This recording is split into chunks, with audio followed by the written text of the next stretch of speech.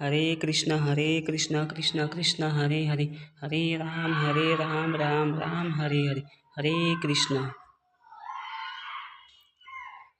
ભગવાન કૃષ્ણએ આ ગીતા કુરુક્ષેત્રમાં કહી હતી. અર્જુન મિત્રને આખું જગતનું જ્ઞાન અર્જુનને સમજાયું હતું. આ ભગવદ્ ગીતામાં 18 અધ્યાય છે અને 700 શ્લોક છે. ભગવાનના મુખમાંથી નીકળેલી આ ગીતા અમૃતવાણી, એનાથી બધાનું જીવન પાર થઈ શકે છે. હરે કૃષ્ણ.